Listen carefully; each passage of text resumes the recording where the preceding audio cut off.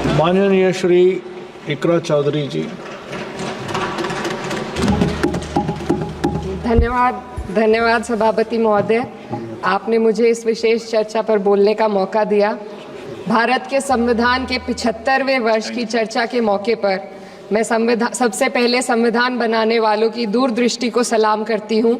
एक युवा सांसद के तौर पर मैं अपनी उम्मीदों को संविधान के साथ जोड़कर खास तौर पर ये बताना चाहती हूँ कि आज हमारे देश में पिछड़े, दलित, अल्पसंख्यक समुदाय को किस तरह अपने संवैधानिक अधिकारों और आज़ादियों की हिफाजत के लिए हर रोज़ मुश्किलों का सामना करना पड़ रहा है।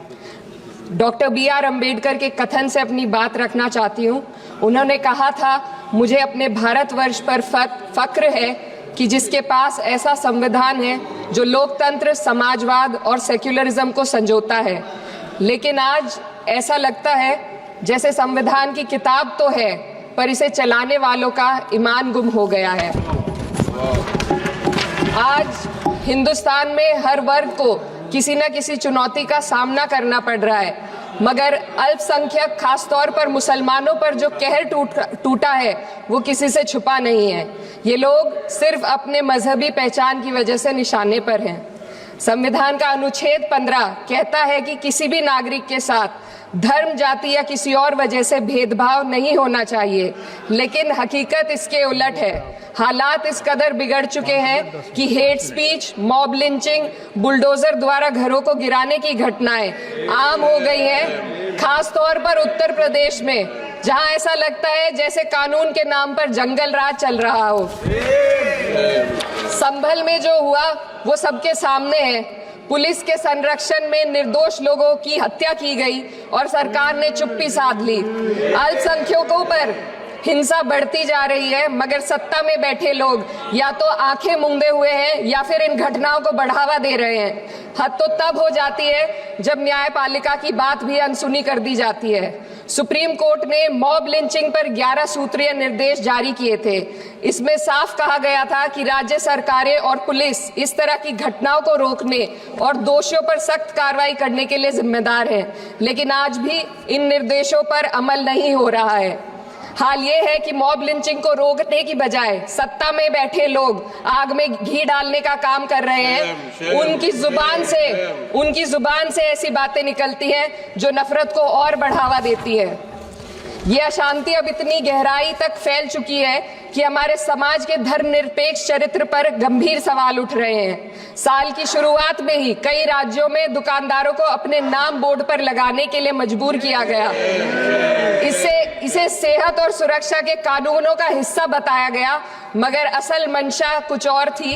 ये कदम खास तौर पर मुसलमान दुकानदारों को निशाना बनाकर उठाया गया ताकि उनकी रोजी रोटी पर चोट की जाए। पिछले हफ्ते मुरादाबाद में एक मुस्लिम डॉक्टर को हिंदू बहुल्य मोहल्ले में घर खरीदने पर विरोध झेलना पड़ा। वजह बताई गई कि इससे मोहल्ले की सामाजिक शांति बिगड़ जाएगी। अब आप ही बताइए, क्या ये वजह सही है, जायज है? असल में ये छोटी बड़ी घटना इस बात का सबूत है कि सांप्रदायिकता को बढ़ावा देने वाले बयान और नीतियां हमारे समाज को अंदर से खोखला कर रही है। उत्तर प्रदेश में यति नरसिंहन ने बेहद घटिया बयान दिया, लेकिन सरकार इन बयानों पर कोई कार्रवाई नहीं कर रही। हेट स्पीच न केवल जनमानस के विचारों को प्रदूषित करती है, बल्कि इससे अब संवैधानिक पदों पर बैठे लोगों को भी प्रभावित कर दिया है। अभी हाल ही में माननीय उच्च न्यायालय इलाहाबाद के माननीय न्यायाधीश ने ऐसे बयान दिए जिसका संज्ञान खुद सुप्रीम कोर्ट को लेना पड़ा। संविधान के अनुच्छेद 29 और 30 ने अल्पसंख्यकों को उनके मजहबी और सांस्कृतिक हक दिए हैं ताकि वो अपनी पहचान को बचा सके और अपने संस्थान चला सके, लेकिन आज उन्हीं हकों पर हर तरफ से चोट की जा रही है। वक्फ जैसे बिल लाकर उनके धार्मिक अधिकारों को छीनने की कोशिश की जा रही है। आज अल्पसंख्यक समुदाय को संविधान द्वारा दिए गए अपने बुनियादी अधिकार पाने के लिए लंबी लड़ाई लड़नी पड़ रही है। ऐसे कई मामले अदालत ने न्याय देकर संविधान की रक्षा की है, लेकिन अदालती प्रक्रिया में जो समय लगता है उसकी वजह से देश के सामाजिक ताने बाने को भारी नुकसान उठाना पड़ता है। मिसाल के तौर पर इलाहाबाद हाई कोर्ट ने 2004 के मदरसा एक्ट को रद्द कर दिया था, जिससे मदरसों के संचालन पर सवाल उठे। हालांकि सुप्रीम कोर्ट ने बाद में इस फैसले को पलट दिया और एक्ट को वैध करार दिया, लेकिन इस प्रक्रिया में जो समय लगा उसने अल्पसंख्यकों को बेचैनी और संघर्ष के दौर में डाला है। इसी कड़ी में प्लेसेस ऑफ वर्शिप एक्ट 91 भी आता है और कई अन्य अधिकार, उन्हें भी इसी तरह अदालती लड़ाइयों में उलझाया जा रहा है। ये स्थिति न केवल अल्पसंख्यकों के अधिकारों की राह में रुकावट है, बल्कि justice delayed is justice denied जैसी कहावत को सिद्ध करती है। मैं इस सदन से दुनिया भर के अल्पसंख्यकों की आवाज उठाना चाहती हूँ, खास तौर पर हमारे पड़ोसी देश बांग्लादेश में अल्पसंख्यकों के साथ जो हो रहा है वे दिल को गहरे तक चोट पहुंचाने वाला है। उनकी जान माल की हत्या की जा रही है। बांग्लादेश हो या हिंदुस्तान हो या कोई और देश, अल्पसंख्यकों की सुरक्षा, इज्जत और अधिकारों की हिफाजत हर सरकार की सबसे पहली जिम्मेदारी होनी चाहिए। मैं इस सदन से अपने देश के अल्पसंख्यकों के साथ बांग्लादेश के पीड़ित अल्पसंख्यकों की आवाज को एक साथ उठाना चाहती हूँ।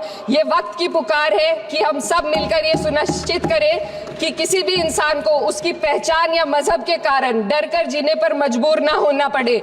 जहाँ हक छीने जाते हैं वहाँ अमन खो जाता है। ये बात हर सरकार को समझनी चाहिए। अगर हम सच में अपने संविधान का सम्मान करना चाहते हैं तो हमें नफरत और भेदभाव को खत्म करना होगा। हमें ये दिखाना होगा कि ये मुल्क हर वर्ग, हर जाति, हर धर्म और हर समुदाय का है, और जब तक ऐसा नहीं होगा तब तक संविधान की आत्मा सिसकती रहेगी। सर, अपनी बात को खत्म करते हुए मैं एक शेर अर्ज करना चाहती हूँ। ये दाग दाग उजाला, ये शब गजीदा शहर, वो इंतजार था जिसका, ये वो शहर तो नहीं।